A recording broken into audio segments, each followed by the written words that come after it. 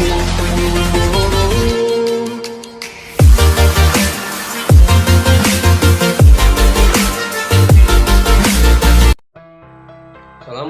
warahmatullahi wabarakatuh. Jumpa lagi dengan Bapak.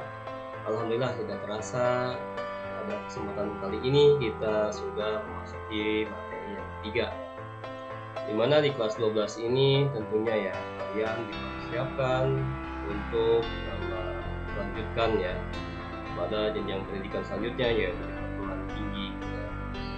Nah, untuk materi yang ketiga ini sudah Bapak siapkan ya, mengenai bidang bimbingan karir, judul mau kemana setelah lulus SMA ya. Baik, tapi sebelumnya alangkah baiknya kita mulai segala kegiatan dan aktivitas kita pada kesempatan kali ini tentunya dengan membaca doa terlebih dahulu agar kita senantiasa diberkahi oleh Allah Subhanahu wa Ta'ala. Baik, berdoa mulai.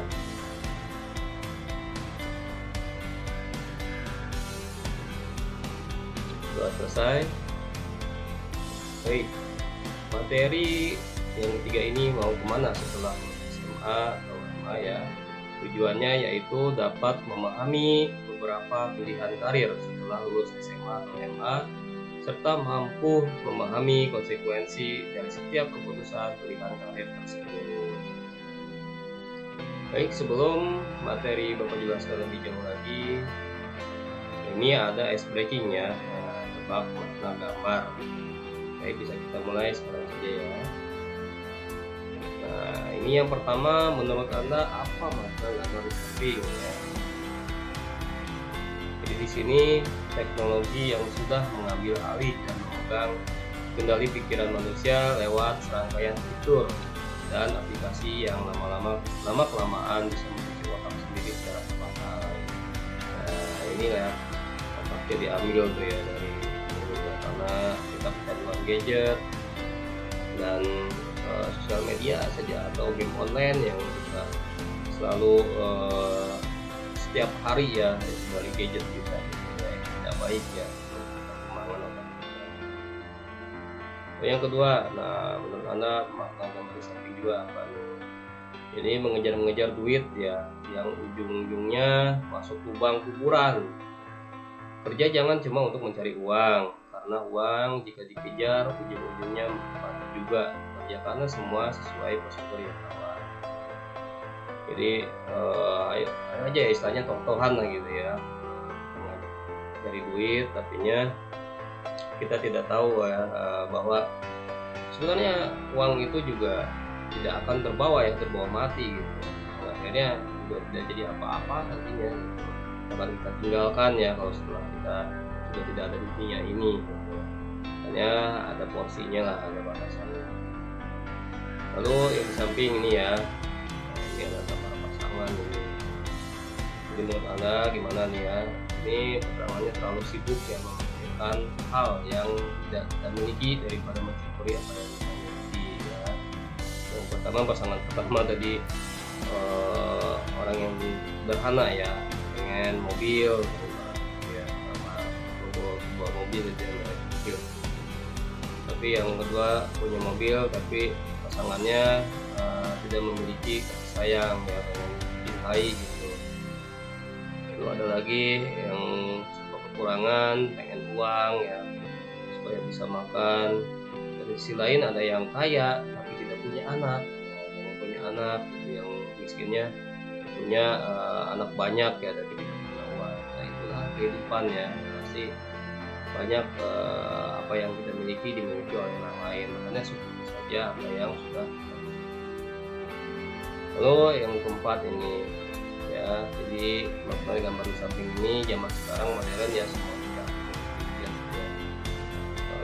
bukan lagi kita biasanya keluar rumah gitu kan, bawa kendaraan untuk bermain kendaraan di rumah, tapi bermainnya sudah bermain gadget ya sekarang ya. Ini lagi dengan menggunakan kendaraan. Oke, itu tadi ya gambar-gambar yang memiliki makna ya, kita akan menjalani kehidupan. Baik, sebelum materi Bapak jelaskan juga, sini ada persepsi ya.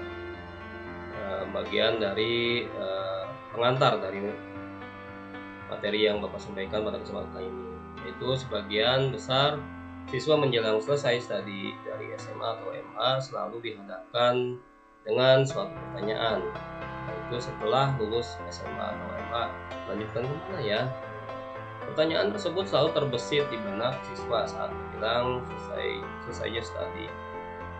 Lulusan SMA atau MA banyak alternatif yang bisa dilakukan, diantaranya studi lanjut atau kuliah baik program D1, D2, D3 atau S1 ya.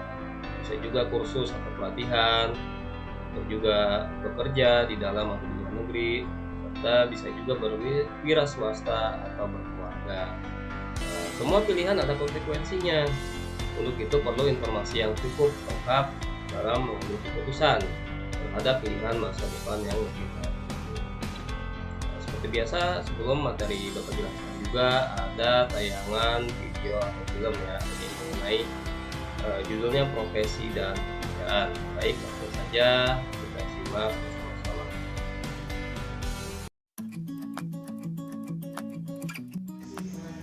Pernah gak sih kita kepikiran habis lulus SMA ataupun SMK mau kemana? Kerja atau kuliah? Pasti pernah toh?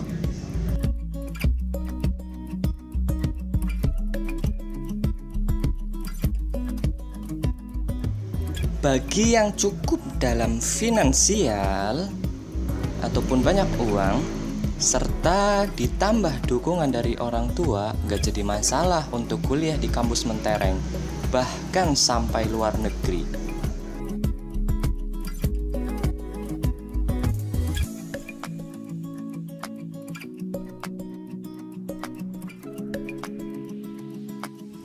Tapi sekarang masalahnya, bagaimana dengan yang masih kurang dalam segi finansial?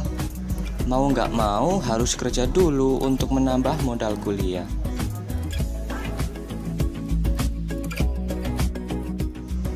Setelah bekerja di suatu perusahaan, terkadang kepikiran juga malas buat nerusin studi di perguruan tinggi.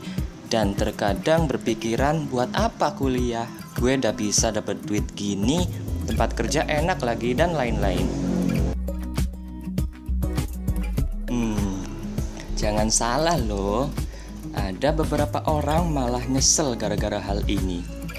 Kenapa gue dari dulu gak kuliah? Udah keenakan sama duit kali ya.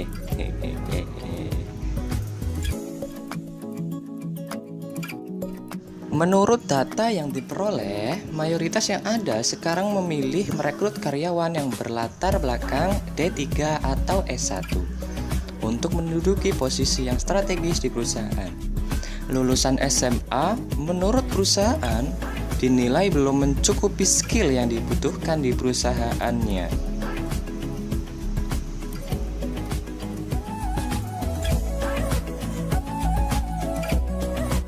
Berarti kita harus kuliah dulu dong. Gak juga sih. Bisa saja kita kuliah sambil kerja. Sekarang udah banyak perguruan tinggi yang buka kelas eksistensi yang dikhususkan untuk para karyawan. Hal ini bisa dimanfaatkan oleh kita, para lulusan SMA maupun SMK yang ingin bekerja, tapi juga mau sekalian kuliah juga.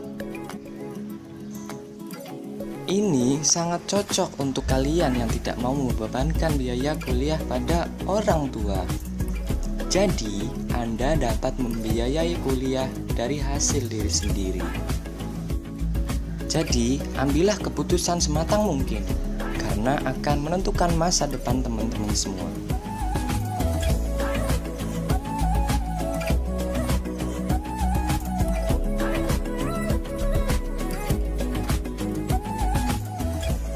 Pengalaman saya sekarang sedang kuliah.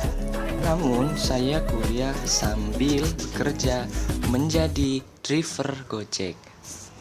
Hitung-hitung bisa membiayai kebutuhan diri sendiri.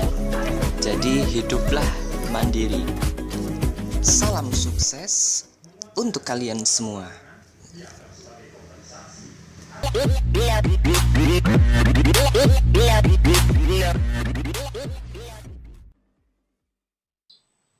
Baik, itu tadi tayangan ya, sebuah video atau film yang judul Profesi dan Pekerjaan, bagaimana setelah kita lulus dihadapkan berbagai pilihan ya. Nantinya pasti kita galau ya, apakah kita mampu memiliki cukup dana untuk melanjutkan perguruan tinggi, dan orang tua kita mampu ya membiayai kita, atau jangan-jangan kita juga ternyata tidak mampu ya untuk melanjutkan perguruan tinggi, dan sehingga kita sendiri malah mentok ya, bingung ya mau gimana nih ya, bahkan nanti akhirnya ujung-ujungnya bekerja, bukan biaya dulu ya kuliah.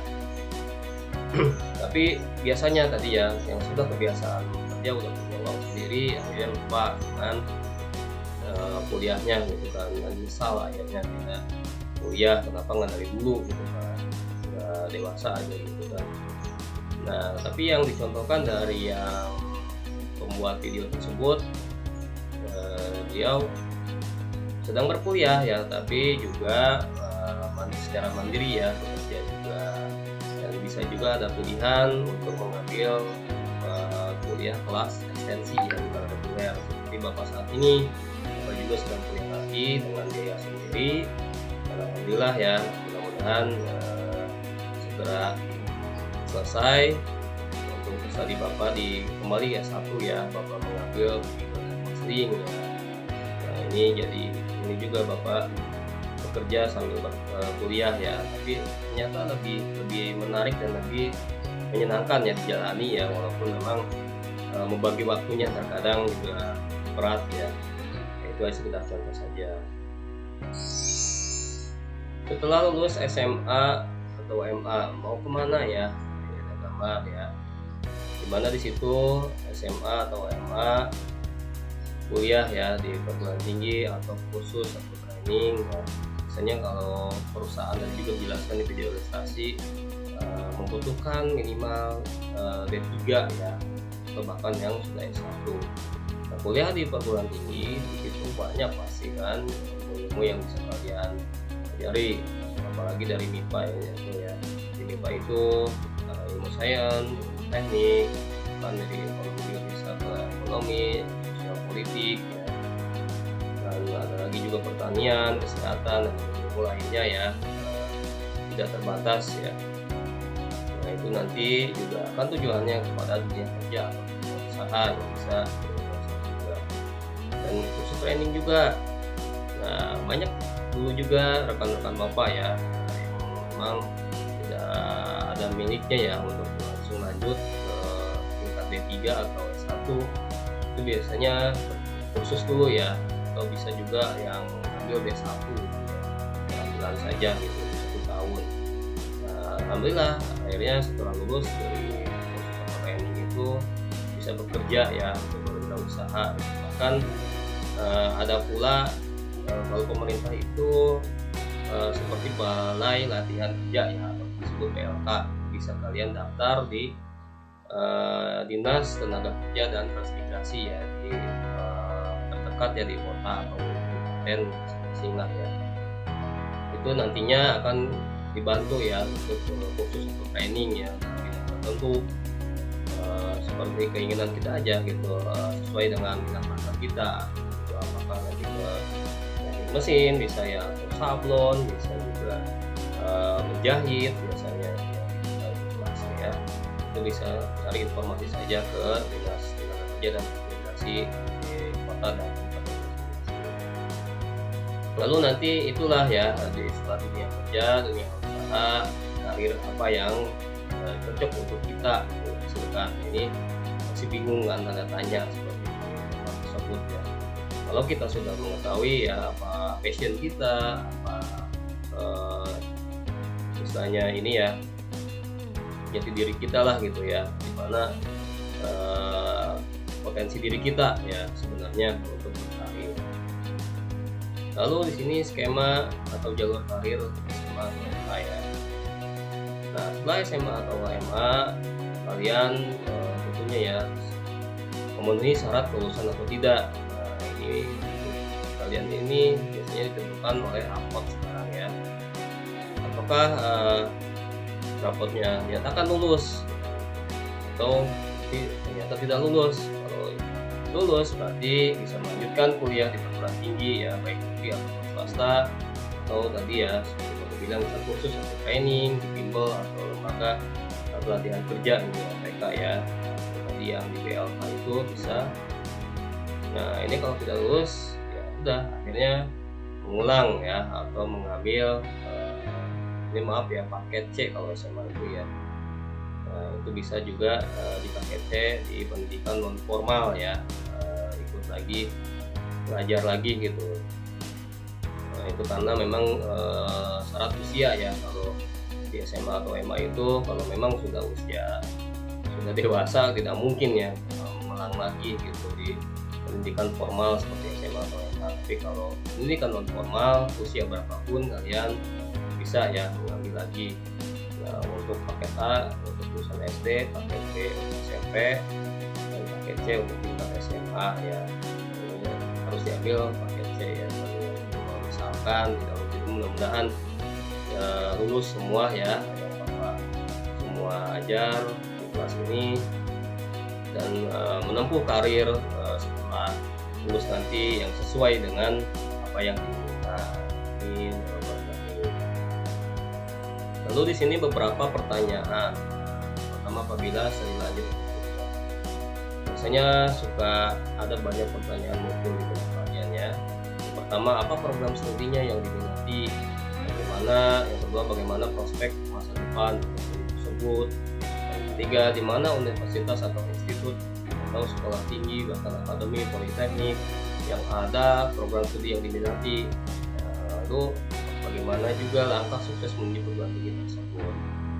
Nah, bila yang pertanyaan kalau mau mengikuti bimbel, kursus atau training, biasanya yang pertama ini program apa yang dipilih untuk bimbel, kursus atau training. Yang kedua, bagaimana prospek masa depannya. Yang ketiga, di mana lembaga kursus atau training yang profesional tersebut. Dan yang keempat, bagaimana kiat-kiat sukses dalam bimbel kursus atau training. Lalu ada lagi, bila memilih masuk dunia kerja ya, pertanyaannya kalau mau masuk dunia kerja biasanya yang pertama, di mana sumber informasi kerja, bagaimana cara merespon informasi kerja. Ketiga, apa yang harus dipersiapkan untuk masuk dunia kerja. Yang keempat, apa kiat sukses masuk dunia kerja. Yang kelima, bagaimana kiat sukses berkarir di dunia kerja. Nah semua itu bila salah satu kalian sudah mantap ya memilihnya gitu kan, nah harus semua pertanyaan itu terjawab oleh diri kalian sendiri, karena itulah konsekuensi dari pilihan yang kalian sudah ambil ya. Jadi jangan masih bingung, pertanyaan ini masih belum terjawab gitu setelah kalian sudah menjalaninya. Aneh ya, makanya kalian harus pahami dulu dan mampu menjawab pertanyaan tersebut agar nantinya ketika menjalaninya tidak bingung lagi ya, itu merupakan konsekuensi yang harus kalian ini yang pilihan pertama tadi ya, pilihan studi lanjut ke perguruan tinggi baik D1, D2, D3 atau S1. Nah, mengapa harus studi lanjut atau kuliah? Yang pertama di sini agar memiliki wawasan yang lebih luas sehingga dapat pola pikir atau mindset dalam diri Anda lebih baik. Yang kedua, agar memiliki sikap dan mental yang baik karena dibekali hard skill maupun soft skill. Yang ketiga, untuk memudahkan dalam bekerja atau dalam membuka usaha yang lebih baik dan lebih cepat. Yang keempat, untuk mencapai kepuasan yang tidak dapat diukur oleh materi karena telah melakukan proses menuju kesuksesan. Yang kelima, untuk memperoleh kecukupan keuangan baik dengan cara Anda bekerja atau berwira swasta.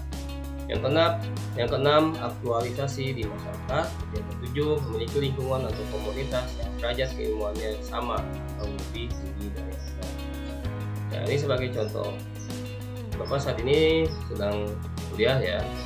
Jadi dengan Bapak kuliah dengan menyesuaikan ini ya, kalau Bapak itu karena sebelum kuliah atau sebelumnya, jadi sekarang kuliah lagi, itu merupakan syarat ya sebagai Bapak sebagai pendidik, sebagai guru untuk memiliki latar belakang pendidikan yang sesuai ya dengan bidang yang Bapak ajarkan, seperti di bidang konseling ini. Akhirnya Bapak melanjutkan lagi untuk kuliah lagi di konseling yang mengambil program studi tersebut. Karena tujuannya apa? Gitu ya. Seperti yang sudah jawaban dari pertanyaan tersebut ya. Salah satunya itu. Lalu Bapak agar tidak melakukan malpraktek ya, kalau lagi ya, dalam dunia konseling juga seperti itu. Agar tidak terjadi malpraktek, Bapak tidak tahu, paham ya apa dasarnya tentang konseling atau bimbingan, sehingga apa saja yang bisa lakukan ya semaunya Bapak, tidak seperti itu. Karena Bapak sudah memiliki dasar keilmuan, jadi Bapak dapat melakukan bimbingan dan konseling itu sesuai SOP ya, standar operasional prosedurnya ya, dengan baik. Karena sudah Bapak pelajari ilmunya di dunia perkuliahan. Itu mungkin sekedar contoh aja ya untuk kalian mengapa ya harus kuliah itu. Lalu apabila kalian ingin ya melanjutkan ini ya studi lanjut ini, hal yang harus diperhatikannya adalah yang pertama, status dan akreditasi perguruan tingginya, apakah A, B, C ya. Nah, ini perlu penting karena kenapa? Nanti untuk keperluan nanti setelah kalian lulus sendiri ya, lulus dunia kerja, apalagi syarat sebagai misalkan ya ASN ya, atau CPNS kalau misalnya jadi seorang pegawai negeri itu minimal ada syarat tertentu akreditasi perguruan tingginya ya, itu minimal B misalnya seperti itu. Jangan sampai asal ambil perguruan tinggi yang statusnya memang masih rendah ya. Yang kedua, jalur jenjang pendidikan dan bentuk perguruan tingginya ini seperti apa ya, jenjangnya apakah ingin pengen D3, satu jalur maksudnya itu seleksi nasional kan, UTBK, PTN ya, atau lewat tes ya seperti PTN atau ujian mandiri yang biasa. Terusnya bentuk perguruan tingginya apa? Nah, banyak ya yang perguruan tinggi Islam, yang memang universitas, sekolah tinggi. Nah ini yang ketiga, sistem penerimaan mahasiswanya ya. Biasanya kalau yang perguruan tinggi negeri pastinya ya, jadi ada UTBK itu. Lalu ada juga ujian mandirinya. Kampus-kampus tertentu biasanya melaksanakan ya tes seleksi masuk itu seperti UI ya, ada SIMAK UI ya, lalu ada di D3 itu ada USMI ya. Nah, itu banyak ya nanti yang bisa kalian pelajari, itu bisa melalui konsultasi aja dengan Bapak ya, lebih banyak ya. Yang keempat, perguruan tinggi kedinasan, ini yang memang favorit sebenarnya ya, apalagi setelah kalian lulus dari kedinasan itu biasanya sudah langsung ya bisa menjadi seorang pegawai ya di lingkungan pemerintahannya. Contohnya misalkan apa namanya di SPDN ya, bisa nanti ditempatkan sebagai kepala daerah ya, lurah, camat ya, yang pastinya berhubungan dengan Kementerian Dalam Negeri ya, atau di STAN ya, yang cukai juga kan, ada lagi ya, pajakan ya, bisa juga ditempatkan ya. Nah, lalu yang kelima, ini hal yang penting untuk Anda ketahui ya. Nah, ini pertama, fokus keinginan primernya apa, lalu fokus bakatnya, ketiga fokus penjurusan bidang studinya, yang keempat fokus kemampuan. Kalau memang udah fokus dari keempat itu, kalian tidak perlu ragu ya untuk menentukan pilihan program studi atau jurusan yang sudah kalian inginkan ya. Misalkan ada yang pernah konseling juga dengan Bapak, kalau menginginkan misalkan farmasi ya, karena berasal dari MIPA ya, nggak apa-apa gitu, wujudkan aja gitu keinginan kalau memang bapaknya di farmasi ya. Terus ya tunjukkan kemampuan kalau nantinya ada bidang-bidang keilmuan yang memang menjadi dasar gitu, bisa melanjutkan ke studi farmasi itu ya sebenarnya. Oke, baik, lalu di sini bentuk-bentuk perguruan tinggi ya. Pertama ada universitas. Ini jadi suatu perguruan tinggi yang menyelenggarakan program pendidikan akademi dan atau atau profesional yang beragam dan dikelompokkan dalam fakultas. Jadi universitas lebih banyak pilihannya studinya ya.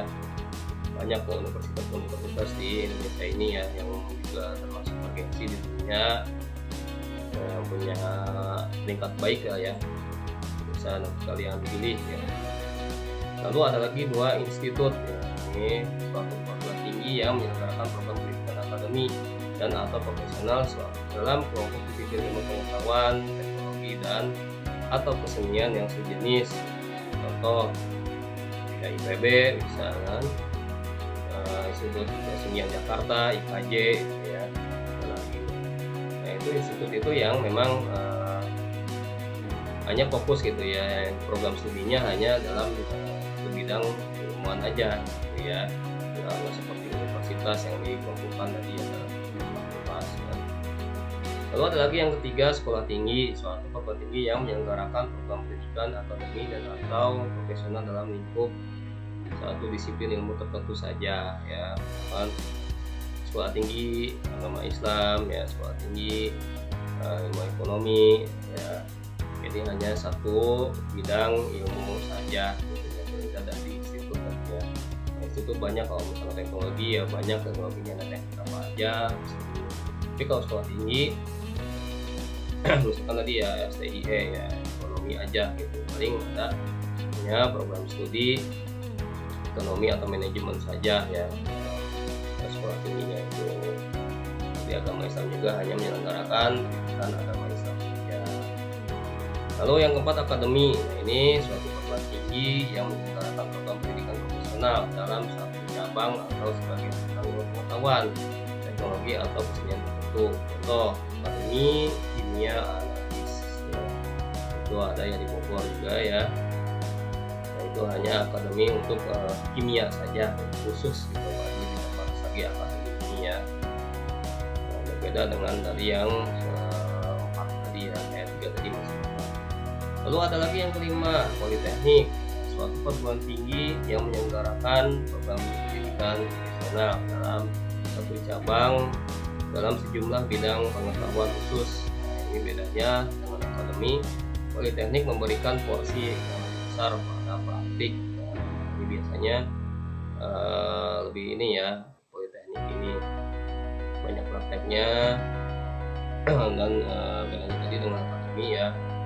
Kalau itu lebih akademi itu teori biasanya ya, kalau politeknik ini lebih ke besarnya pada praktek ya.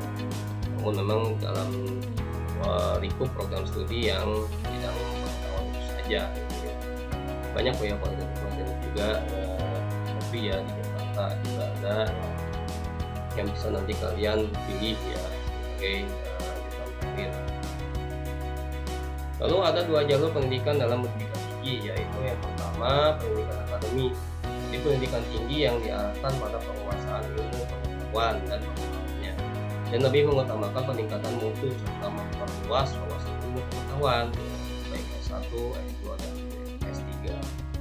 Lalu ada pendidikan profesional. Nah, di sini pendidikan tinggi yang diarahkan pada kesiapan kerja tertentu serta menggunakan peningkatan kemampuan kerja serta aplikasi ilmu dan teknologi baik D1, D2, D3 dan D4 atau spesialis ya. Spesialis 1, spesialis 2. Nah, ini biasanya ilmu terapan ya kalau di profesional ini. Tapi kalau akademi sudah ditentukan ya, pasti punya gelar sarjana atau S2-nya magister dan doktor. Tapi kalau profesional, pendidikan profesi ini biasanya seperti Bapak contohnya. Bapak sudah melanjutkan S1 saat ini ya, atau nanti bahkan telah menamatkan pendidikan akademi ya, S1 sebagai sarjana pendidikan BK. Nanti ada lagi pendidikan profesional ya yang bisa Bapak tempuh. Itu tapi kalau bukan spesialis ya. Kalau dokter pasti ya ada spesialis paru-paru, spesialis penyakit dalam, spesialis kandungan misalnya. Kalau dokter itu, tapi kalau Bapak ada pendidikan profesi konselor yang nantinya Bapak sendiri punya gelar konselor, itu sebagai salah satu lisensi ya, Bapak bisa membuka praktek sendiri di rumah, namanya itu ijazahnya itu ya, merupakan surat izin praktek yang bisa dipakai itu. Nah, itu kalau misalkan Bapak sekarang masih hanya baru S1 saja, tetap Bapak harus kalau dokter ya harus di klinik dan itu prakteknya atau di puskesmas atau di rumah sakit. Bapak juga harus di sekolah sebagai konselor sekolah kalau belum memiliki ijazah pendidikan profesional itu. Meskipun ya dokter kalau punya ininya izin prakteknya bisa buka praktek di rumah. Jadi bukan sembarangan ujuk-ujuk lulus pendidikan dokter ya bisa juga gitu membuka praktek, tidak seperti itu ya. Hanya harus menempuh pendidikan profesionalnya.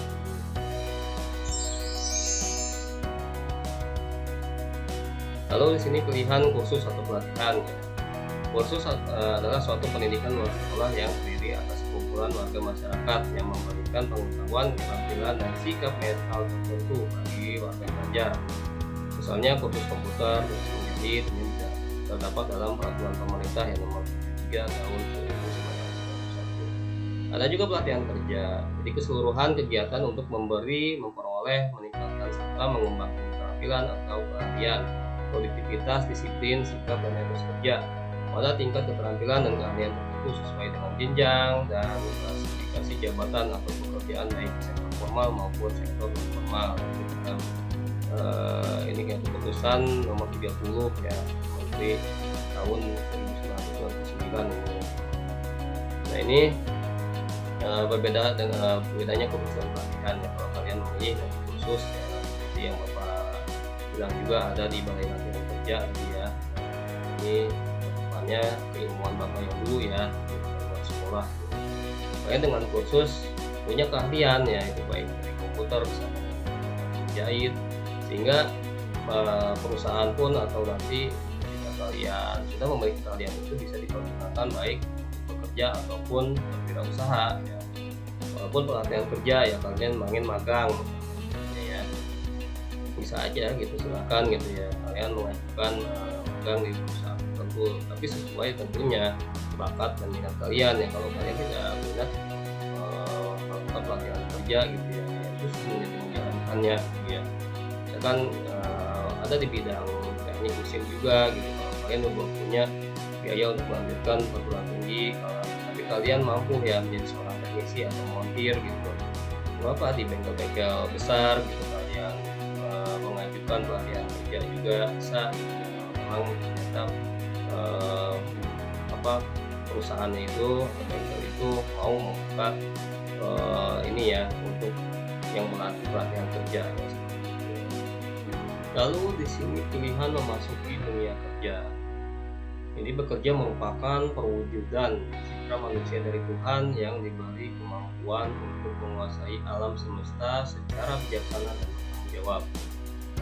Nah, bekerja bisa di dalam negeri maupun di luar negeri. Ini bidang bekerja bisa di jasa, perdagangan, industri. Untuk mendapatkan pekerjaan ada beberapa tahap yang harus dilakukan.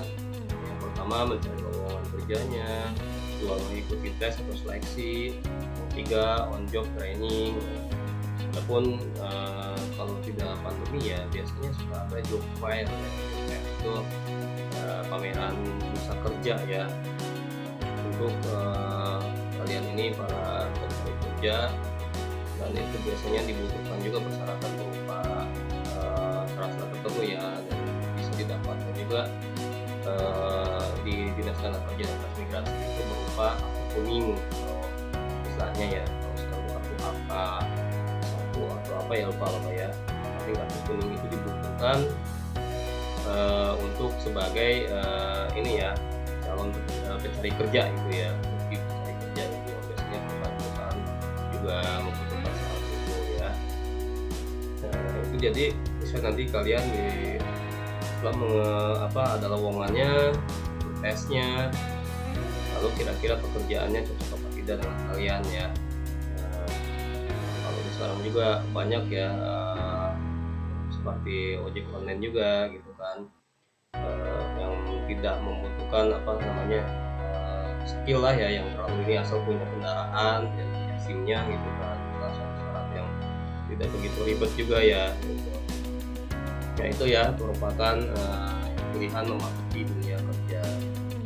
Lalu pilihan kehidupan berkeluarga. Nah, ini ini yang memang bukan tidak ada pilihan ya, tapi ini pilihan yang lain ya. Setelah kalian memang kalau tidak setelah meneruskan dari SMA ini atau MA ini, pilihannya kalaupun berkuliah ya tidak ada biaya, kalaupun misalkan untuk kursus juga lumayan ya, kerja tidak ada peluang gitu. Nah, ini bisa menjadi pilihan salah satunya ya, kehidupan keluarga ini. Ya, Tuhan menciptakan manusia berpasang-pasangan ya. Menjadi keluarga merupakan salah satu kebutuhan manusia untuk melanjutkan keturunan. Menikah hukumnya wajib bagi yang sudah mampu. Namun demikian, untuk berumah tangga tidaklah mudah.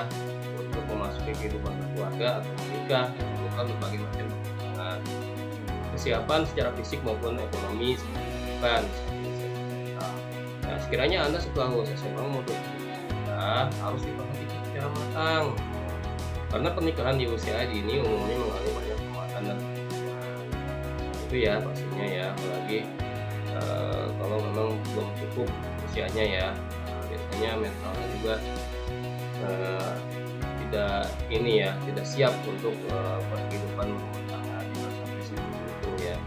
Adapun syarat dari yang Bapak tahu dari pemerintah itu untuk perempuan syaratnya 18 tahun yang minimal kalau tidak salah, dan kalau untuk laki-laki 23 tahun ya itu kalau tidak salah ya. Jadi itulah ya mengapa secara ini selain usia juga ya itu tadi ya kesiapan juga dari kalian secara materi dan mental juga gitu ya, secara psikologi juga gimana, karena tidak mudah hidup berkeluarga itu ya, perlu kesiapan yang matang ya, memilih pilihan ini. Baik, itu saja yang dapat Bapak sampaikan pada kesempatan kali ini di materi yang ketiga ini ya. Jadi pilihan tentunya ada di tangan kalian. Keputusan apapun itu sudah menjadi hal yang resikonya, konsekuensinya harus kalian terima ya. Apapun itu kalian harus bisa memahaminya terlebih dahulu. Makanya dengan bimbingan pada pertemuan kali ini di materi ini, kalian akan paham ya dan tahu bagaimana resikonya gitu untuk memilih pilihan-pilihan tersebut ya. Dan semuanya yang Bapak harapkan tentunya ya kalian bisa dapat melanjutkan perguruan tinggi baik negeri maupun swasta, tidak apa-apa ya. Penting kalian harus mau berusahanya terlebih dahulu dari sekarang ya, dengan belajar yang sungguh-sungguh dan mengikuti seleksinya nanti dengan sungguh-sungguh pula ya. Walaupun memang terasa nilai rapotnya bisa bersaing, itu akan biasanya diikutsertakan ya di seleksi nasional nanti gitu. Walaupun memang nilai rapotnya dirasa ya cukup pas-pasan gitu ya, itu pada akhirnya kembali kepada kalian yaitu untuk melanjutkan melalui jalur tes seleksinya atau nantinya ada pilihan untuk bekerja atau lain gitu ya. Semua tergantung pada kalian dan kalian yang akan menjalani ya.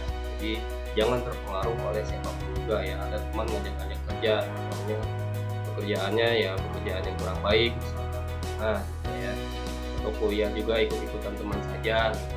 Ya malah program studi yang dipilih tidak cocok untuk kalian. Ya itu saja ya yang Bapak perlu sampaikan. Mohon maaf apabila ada kesalahan dan kekurangan ya dalam kesempatan kali ini. Bapak akhiri aja dengan hamdalah, alhamdulillah, amin. Tutup. Bila taufiq wal hidayah. Wassalamualaikum warahmatullahi wabarakatuh.